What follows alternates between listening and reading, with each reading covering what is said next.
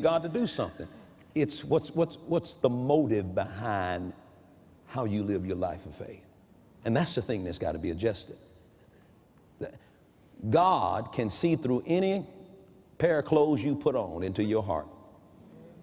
You can't hide motive from him.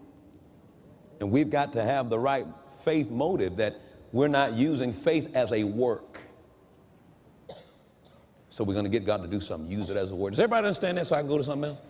All right, now look at the next verse here. Verse 11. Let us labor, therefore, to enter into that rest, lest any man fall after the same example of unbelief. Now that's interesting, almost an oxymoron. Let's work, after he just said, cease from your works. Let's work to do what? Enter into the finished work. Let's work to enter into the finished work.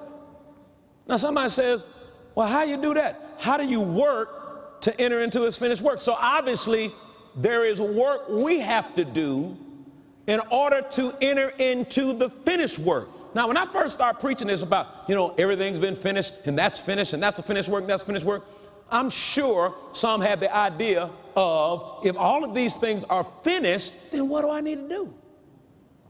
And so we struggle with, but I feel like I need to do something.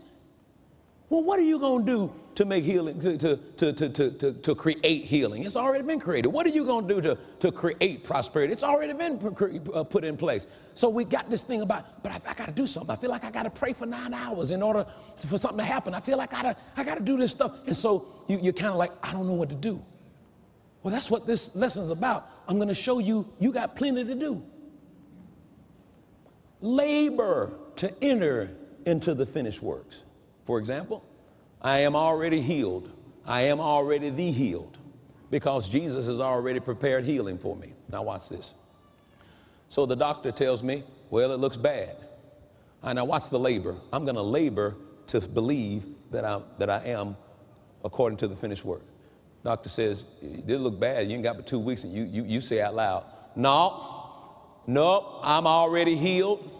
I'm not healed today. Jesus healed me 2,000 years ago. I'm not going to panic, and I'm not going to walk in fear. What are you doing? You're laboring to remain in that place of faith.